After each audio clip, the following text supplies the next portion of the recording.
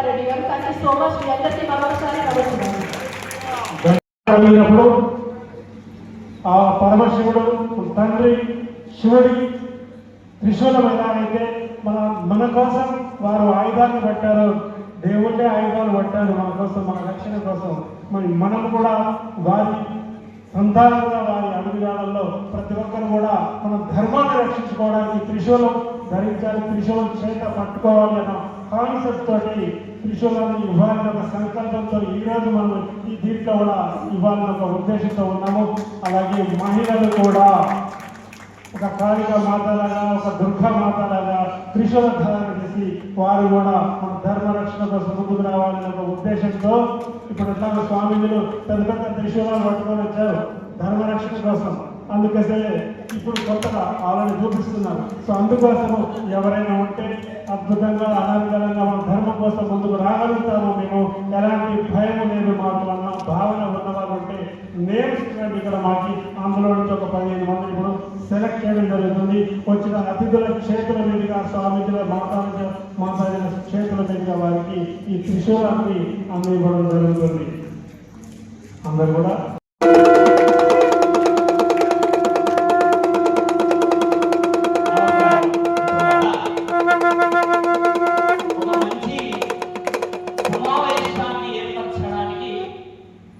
మనిషి అహర్నిశలా కృషి చేస్తూ ఉంటాడు. చంద్రారెడ్డి గారు సనాతన ధర్మ కార్యక్రమాన్ని చేసినప్పుడు నాకు పరిచయం చేయని వ్యక్తి. ఛానల్లో కనబడతారు స్వామి గారు, నేను రాగలరా, మేము మణికొండలో ఒక ప్రాంతంలో పెడుతూ ఉన్నాము సభని అని అన్నప్పుడు సభ వివరణను అడిగాను. ఎలా జరుగుతుంది ఈ సభ అని అంటే, పలు విధాలుగా సాధువులు సత్పురుషులందరినీ జగమంతా ఆ జగన్నాథుడి ఆశీర్వాద ఫలాన్ని ఏకం చేసి మణికండలో ఉన్న ఆ మణికంఠేశ్వరుడి యొక్క ఆధ్వర్యంలో ఒక సభను నిర్వహిస్తాము. కాషాయ ధరించిన ప్రతి ఒక్కరు రాగలరానంటే ఖండయాత్ర మొదలు అని చెప్పిన మహా ఆలోచన మాది. మిత్రుడిని మీరు అడగవచ్చు, స్వామి మీరు అలా చెప్పారా అని చెప్పి. మేము మీకు ఏం చెప్పాము ఆ రోజు, ఈ సభ విజయవంతం అవుతూ ఉంది, రానున్న రోజుల్లో కాషాయానికి విలువ పెరుగుతుంది అని చెప్పిన తర్వాత రుజువు చేయబడ్డ మహామేళ, మహాకుంభమేళ 15 కోట్ల మంది అక్కడికి కాషాయాన్ని ధరించి హర హర హర వస్తూ ఉంటే 34 దేశాల నుంచి ఏకగ్రీవంగా దేశాల నుంచి కౌరులందరూ వచ్చి, తెల్ల జాతీయులందరూ వచ్చి ఈ యొక్క దేశ సరస్వతి నది తీరానికి చేరి ఆ పానీయాన్ని వాళ్ళు మహా అమృతం లాగా స్వీకరించిన మహాగణ చరిత్రం అని. ఎందుకు చెప్తున్నాను తెలుసా మిత్రులారా? మహాకుంభమేళ గురించి ఎక్కడో ఉన్నవాడు మన యొక్క నీరు గురించి, ఎక్కడో ఉన్నవాడు మన యొక్క భూమి గురించి, ఎక్కడో ఉన్నవాడు మన శాస్త్రీయత గురించి, మన శాస్త్ర గొప్పతనం చెప్తూ ఉంటే ఇక్కడ మనందరం ఇంకా మిత్రులనే ఉన్నావా లేదా? మీరందరూ మిత్రులే లేకపోతే శత్రువులను పరిమళలో కూర్చొని ఉన్నాడు కదా మిత్రులారా. రోజులో ఒక ఐక్యం చూస్తున్నాము. ఒక్కొక్క ప్రాంతంలో ఆడపిల్లలు ఎక్కడ ఎక్కడ ఎక్కడ లేని అసైక్యాలు ఉంటున్నారా? ఇదంతా మనందరి జాతకాంతరం కదా. మీరందరూ మిత్రులు లేవలేరా? ఇంకా ఒక చంద్రారెడ్డి చేయాలా, ఒక సాధువు చేయాలా, కాషాయాన్ని ధరించి సభకు రండి అని మిమ్మల్ని అందరినీ పట్టుకురావాలా? ఒక మహనీయుడు అంటాడు ఫోన్ చేసి, మీరందరూ వెళ్తున్నారు సభకి, మీరు వెళ్ళకూడదు స్వామి, నేను వెళ్తే సభకి మిమ్మల్ని చూసి 100 మంది వస్తారని ఒక ఆయన గారు కంగారు కట్టుకున్నాడు. త్వరలో తాత తీస్తావా స్వామి ఎవరు మీ అందరి ముందు నేను తీసుకొచ్చి? ఎందుకంటే సనాతన ధర్మం అనేది మనందరి హక్కు కదా. మన హక్కుని మనమే మనకెక్కడి మనం పడుచుకుంటున్నామా? ఇదెక్కడి రాజనీతి, ఇదెక్కడి శాస్త్రం, ఇదెక్కడి రాజనీతి మిత్రులారా? మనందరూ మనం ఏకం లేకపోతే మనల్ని ఎవరు ఏకం చేస్తారు? ఈ రోజు ఒక వ్యక్తి వచ్చి సనాతన ధర్మాన్ని కాపాడమని అంటే వారిని మనందరం కలిసి ఒక చిన్న ఆలోచన చేసి చిన్న చూపు చేస్తావా? మనందరికీ మనకు సిగ్గుచెడు కాదని ఈ రోజు ఒక మీటింగ్ కి 1,00,000 మంది రావాలని అంటే ఈ సభ నేను అనుకున్నాను కూర్చొని చేస్తానేమో, ఒక రోజు ముందు వస్తే బాగుండదు, కొంచెం ఆలస్యంగా ఉదయాన్నే వచ్చి చేద్దామని అంటే మిత్రుడు చంద్రారెడ్డి పడుతున్న కంగారు అంతా ఇంత కాదు మిత్రులారా. మీరు సభను చేసినప్పుడు ఆ బాధని అనుభవిస్తే తెలుస్తుంది. సమావేశం అవుతారా కాదా, వచ్చేవాళ్ళు వస్తారా రాదా, కొత్త కార్యక్రమాలకి ఇస్తున్న అడ్వాన్సుల డబ్బులు ఇవన్నీ ఉంటాయా పోతాయా వృధా అవుతాయని చెప్పేసి ఒక వ్యక్తి ఆలోచన చేసిన దాన్ని గౌరవించడమేమో మనందరము సనాతన ధర్మ కార్యక్రమం గురించి ఇంకా మొదలే కాలేదు. మన లోపలికి అంతర్గతం జరుగుతుంది. మన లోపలికి అంతర్గతం జరిగితే మనం గెలుస్తామా మిత్రులారా? మనం గెలుస్తామా? మనలో ఉన్న అంతర్యుద్ధంతో మనందరం ఓడిపోతున్నాము. ఒక చక్రవర్తి శివాజీ చంపించేవాడు మనవాడు కాదా?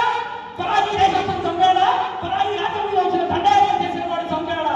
మీరందరూ ఆలోచించాల్సింది ఏంటంటే ఈ రోజు సాధించినందరూ ఎందుకయ్యారు? సాధించిన చెప్తే మీరందరూ ఏమింటున్నారు? సనాతన ధర్మ పరిరక్షణ కమిటీలో కానీ సనాతన ధర్మ పర్యవేక్షణలో ఎన్నో సమావేశాలు కానీ ఒక స్వామీజీల పాత్ర ఎందుకు అవసరమవుతుంది? మీరు ఆలోచించండి. కొనసాగించాలా వద్దా? కొనసాగించాలా వద్దా? కళను ఊపండి, మీరందరూ చేతులు ఊపండి, అవునా కాదని చెప్పండి. జై శ్రీరామ్ అని చెప్పండి.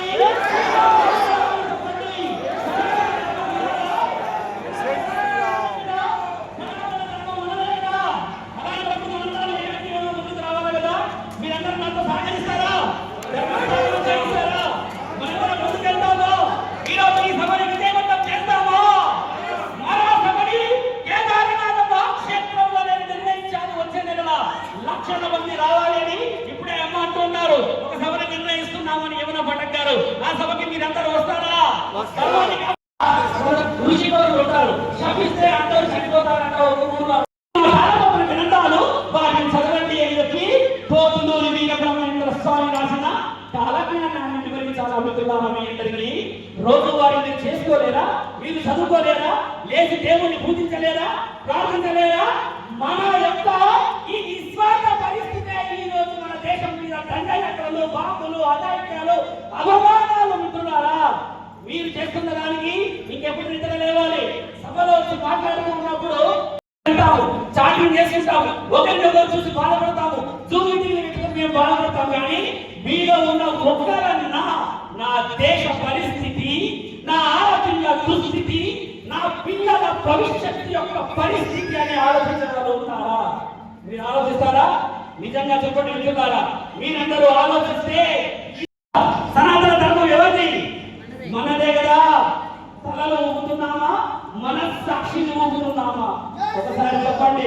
జై శ్రీరామ్, జై శ్రీరామ్, జై శ్రీరామ్, జై శ్రీరామ్, జై శ్రీరామ్ అని మీరందరూ మనస్సాక్షితో అంతఃకరణ శుద్ధితోని మాత్రమే అనాలి. పెట్టి తల తీసేస్తే ఒక్కొక్కడికి తాట మనం అనుకున్న స్థితి దాటాలి. శత్రులందరూ ఎందుకు భయపడుతున్నారో తెలుసా? కాషాయం ఎక్కడ ఒక్కటైతే భారతదేశం అయిపోతుందేమో అని. నిజమే కదా? మరి మన భారతదేశం మన హక్కే కదా. మన హక్కుని వాడెవడో ఈడెవడో చేసేసి పాలిస్తూ ఉంటే మనందరం ఇంకా నిద్రలోనే ఉన్నామా? తాడ నిద్రలో ఉన్నామా? మరి ఎప్పుడు మేల్కోవాలి? ఇలాంటి సభలో ఎందుకంటే ఆయన చూసారు గతంలో కాబట్టి కొంచెం సమయం తీసుకుంటారు. ఆడవాళ్ళు ఏం చేయగలరంటే ఒక మాట అంతఃకరణ శుద్ధితో భవిష్యత్ ప్రణాళికని వేయగలడం ఆడవాళ్ళు. ఒక తల్లిని మోసి, ఒక తల్లి ఒక బిడ్డని, అపరబ్రహ్మ లోకాన్ని, విష్ణువుని, పరమేశ్వరుని, బ్రహ్మని, వీరి అందరి జ్ఞానాన్ని గడుపులో పోయగలిగిన ఆ తల్లి, పురిటిన పుల్లని మోసిన ఆ తల్లి దేశ భవిష్యత్తును మార్చగలదు తల్లి. మీరు గమనించాల్సిన విషయం. భారత మాత అన్నాడు ఇంతవరకు ఆడపిల్లలు చేయగలుగుతారు, ఆడవాళ్ళు చేయగలుగుతారు. నీ పెళ్లిని, నీ అన్నని, నీ అక్కని, నీ తమ్ముడిని ఆపకండి. సనాతన ధర్మం గురించి ప్రయత్నం చేసే వాళ్ళందరికీ సహకరించమని చెప్పండి.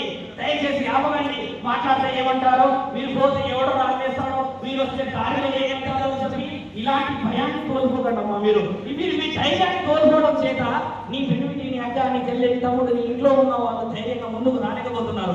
కొంతమంది ఇప్పుడు వచ్చిన వాళ్ళు మనందరం సహకరించి ఏదో తెగించి వచ్చిన వాళ్ళని అంతే కదా. ఇంకా చాలా మంది ఉన్నారు ఆడవాళ్ళు. ఈ రోజు సాధు వస్తున్నారు అంటే సభకు వస్తున్నారు అంట అందరూ. చూసారా ఎంతటి ఆలోచన? వేరే దేశస్తులు కషాయం వేస్తారా మిత్రులారా? వేరే మతస్థులు కషాయం వేస్తారా మిత్రులారా? వాళ్ళు ఏమి వేయాలి కానీ వాళ్ళ యొక్క మాట పట్టుత్వంలో బలం ఉంటుంది. మన దగ్గర మాటకు విలువలేదు. తండ్రి జగన్నాథుడు శ్రీరాముని మనము ఇంటింటా మళ్ళీ సీతామాతతో ఆహ్వానం పలుకుతామా? ఖచ్చితంగా పలుకుతాం కదా. నేను చూస్తాను, సభలన్నిటికీ వస్తాను. అవకాశం ఇస్తే సాగులో యొక్క పరిజ్ఞానం అంతా పుస్తకాల నుంచి వస్తుంది మిత్రులారా, పురాణాల నుంచి వస్తుంది మిత్రులారా. అందుకనే ఏ దేవుడు కూడా వచ్చి ఏ భక్తుడితో ఇంతవరకు కూడా కలియుగంలో మాట్లాడినట్టు రుజువు లేవు. కలియుగంలో మాట్లాడేది కేవలం మనస్సాక్షి మాత్రమే. మనస్సాక్షి మాట్లాడేది. మన యొక్క ఆయుధం ఏమిటి? త్రిశూలం కాదు మిత్రులారా, మన యొక్క ఆయుధం మన నాలుక. మన నాలుకతోని శాసనాన్ని, ఇతిహాస పురాణాన్ని, తాళపత్ర గ్రంథాన్ని అనర్గళంగా చదివి ఎక్కడ ఖండించగలగాలి. ఇదే నాలుకతోని మనందరం ఒక్కొక్క మాటని బంధుత్వాలను కోల్పోతున్నాము. చూసారా, ఒక్క నాలుక రెండు పనులు చేస్తూ ఉంటే మనం బంధుత్వాలను కోల్పోయే వైపే ఉన్నామే కానీ కలుపుకునే వైపు లేవు. కాబట్టి ఆయుధం ఎక్కడ ఉన్నది? ఆయుధం మన నాలుక. ఆ ఆయుధాలు ఉపయోగిస్తామా? ఆడపిల్లలని కాపాడదామా? సనాతన ధర్మాన్ని కాపాడదామా? శ్రీరాముడి మాటని నిలబెడదామా? కలియుగంలో చేయాల్సిన ఘనమైన కార్యక్రమాలను చేస్తావా? 500 సంవత్సరాల సుదీర్ఘమైన పోరాటాల తర్వాత బాబ్రీ మసీదు మీద గెలిచి శ్రీరామ మందిరాన్ని నిర్మించారు. అంటే విజయం మనదే. 500 ఏళ్ల తర్వాత కూడా ధర్మమే గెలిచింది. కాబట్టి ఎప్పుడో పోయే ప్రాణం కోసం ఆ బాగులాటలో 500 సంవత్సరాల క్రితము ఎందరో మహానుభావులు చేసిన చరిత్రని ఇప్పుడు మనం పొగుడుతూ ఉన్నాం కదా. అలాంటి ధర్మస్థాపనను మనం చేస్తూ మిత్రుడు చెప్పిన ప్రతి మాటని నేనైతే పాటిస్తా. ఎక్కడెక్కడ గుడిలో, ఎక్కడెక్కడ గోపురాల సమస్య ఉంది అని అంటే అక్కడ శివరుద్ర సారు త్రిశూలాలను పట్టుకొని నిలబడతాడు. నేను మాటలు తక్కువ మాట్లాడి పనులు ఎక్కువ చేస్తూ ఉంటాను. చాలా సామాజిక పనుల్లో తిరుగుతూ ఉంటాను. చాలా మందికి నేను సుపరిశుద్ధి. ఎక్కడ అన్యాయం జరిగితే అక్కడ నేను వెళ్ళి ప్రశాంతంగా నిలబడతాను త్రిశూలం పట్టుకొని. నన్ను చూసి సగం మంది సమాధానం చెప్పలేరు. కొంతమంది ఓకే సామి వచ్చాడని కొంతమంది వస్తూ ఉంటారు. ఒక శివరుద్ర సారు వస్తేనే అంతమంది కదిలితే 100 మంది సాధువులందరూ వస్తే మరి ప్రపంచం మొత్తం కదలాలా వద్దా? కదులుతుంది కదా. కదలకపోతే మేము అందరం కదిలించే ధైర్యవంతులు మేము మిత్రులారా కదిలిస్తాము, ధర్మస్థాపన చేస్తాము. కాబట్టి ఒక ప్రణాళికబద్ధంగా ఒక ప్రమాణ స్వీకారాన్ని మనస్సాక్షిగా అంతఃకరణ శుద్ధిగా చేస్తూ ఉంటాము. నాతో పాటు మీరందరూ పలకాల్సిన మాట ధర్మో రక్షతి రక్షత, ధర్మో రక్షతి రక్షత, ధర్మ హింసా సహైవ చ,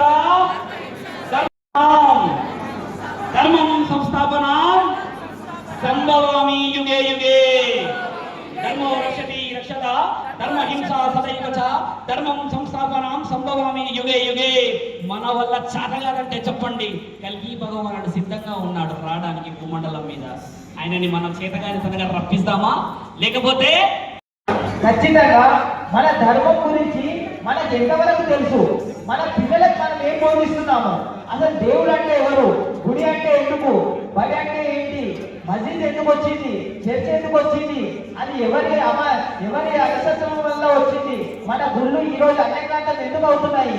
మనం ఏం చేయలేకపోతున్నాము? మన భావితరాలకు ఎలాంటి మెసేజ్ ఇవ్వలేకపోతున్నాము?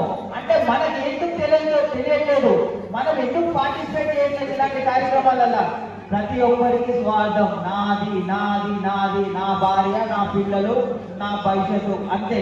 నా జాబ్ ఉండాలి, నా బిజినెస్ ఉండాలి, నా పిల్లలు మంచిగా చదువుకోవాలి, ఫారెన్ వెళ్ళాలి. అక్కడ వాడు వెళ్తాడు, ఇక్కడ మీరు వస్తారు, మీ ఆస్తులు ఇంకొకటి తీసుకుంటారు, హ్యాపీ, అంతే, లైఫ్ క్లోజ్, అంతే కదా. పిల్లలు ఫారెన్కి వెళ్తారు, మిమ్మల్ని చూసుకోవడానికి ఎవరు ఉండరు. అప్పుడు ఏం చేస్తారు? పిల్లలు డబ్బులు పంపించి ఓల్డేజ్ హోమ్లో పెడతారు. ఆ ఇల్లు వచ్చేసి పక్కకి ముస్లిం వాడు క్రిస్టియన్ వాడు వచ్చి తీసుకొని పోతారు. పిల్లలు రాదు, ఫారెన్లో సెటిల్ అయిపోయారు. ఇంకెందుకమ్మా మనం సంపాదించింది? పిల్లలకు కావాల్సింది విద్యా బుద్ధులతో పాటు సంస్కారము, మన దేశం మీద భక్తి, మన ధర్మం అంటే ఏంటి అనేది పిల్లలకు నేర్పించడం అనేది ప్రతి ఒక్కరు బాగా. పిల్లల పట్ల పేరెంట్స్ అనేది ముఖ్యంగా వహించాల్సిన బాధ్యత. మన దేశం అంటే ఏంటి? మన హిందువుల సమస్యలు, ఇలాంటి సమస్యలతో మనం పోరాడుతున్నాము, సతమతం అవుతున్నాము, బయటికి కనబడట్లేదు. కానీ లోపల అంతర్లీనంగా హిందువులు ఎన్ని రకాలుగా సతమతం అవుతున్నారు అనేది అందులో ఉండి పని చేస్తున్న మాకు మాత్రమే తెలుసు. సామాన్య జనాలకి హిందువులు పడుతున్న బాధలు ఇంటి పక్కన ఉన్న చిన్న గొడవలే కనిపిస్తున్నాయి. కానీ మేము ఒక ముస్లింతోని, ఒక క్రిస్టియానిటీతోని, ఇతర మతస్థులతోని ఎన్ని రకాలుగా ఇబ్బందులకు గురవుతున్నాం అనేది పని చేస్తున్న వాళ్ళకి మాత్రమే తెలుసు. ఇక్కడ ఉన్న ఆశయం కట్టుకున్న వాళ్ళకి కొంతమందికి తెలుసు, లీడర్లుగా కొనసాగుతున్నటువంటి కొంతమంది లీడర్లకు మాత్రమే తెలుసు. నేను ఈ మాటను కూడా ఇంత ఓపెన్ గా ఎందుకు చెప్తున్నానంటే, ఎస్, నేను ఫేస్ చేస్తున్నా నా ప్రాబ్లం. నాకు తెలుసు ఎవరితో ఎలాంటి ఇబ్బందులు అవుతున్నాయి, ఎవరు ఎన్ని రకాలుగా ఫోన్లు చేస్తారు. రాత్రి 1 గంట ఫోన్ చేస్తాడు, నువ్వు పొద్దున అక్కడ రావద్దు అంటాడు, ఇక్కడికి రావద్దు అంటాడు. అరే పుట్టిన ఒకటేసారి పుట్టాం, 10 సార్లు పుట్టాం, చచ్చేది కూడా ఒకటేసారి చేస్తాం. ఎందుకు చావు భయపడాలి? ఏం తీసుకొని వచ్చినాం మనము? ఏం తీసుకొని పోతాం మనము? తీసుకొని ఏం రానప్పుడు, తీసుకెళ్ళడానికి కూడా ఏం లేనప్పుడు, ఉన్నప్పుడు దేశం ధర్మం కోసం ఏదైనా చేసి తావు, అప్పుడు చరిత్రలో నిలుస్తావు. ఈ రోజు శివాజీని మనం ఎందుకు తెచ్చుకుంటున్నాము? ఈ రోజు ఒక ఝాన్సీ లక్ష్మీబాయిని, ఒక రుద్రమ్మ దేవిని ఎందుకు గుర్తు చేసుకుంటున్నాం? ముస్లిం అయినా సరే మనము పూర్తి చేసుకుంటున్నాం. దేశం కోసం ధర్మం కోసం పనిచేస్తే మన మతం చూడం, దేశం చూడం, ధర్మం చూడం, ప్రతి ఒక్కరిని అంతే ఆత్మీయ బంధంగా అలీనం చేసుకుంటాం. కానీ వాళ్ళకు ఉండాలి ఉండదు, వాళ్ళకి లేనప్పుడు నీకెందుకు ఉండాలి? నువ్వు కూడా నీ ధర్మం పట్ల, నీ పిల్లల పట్ల, నువ్వు కూడా నీ దేశం కోసం, నీ ధర్మం కోసం పిల్లలకు అదే బోధించాలి.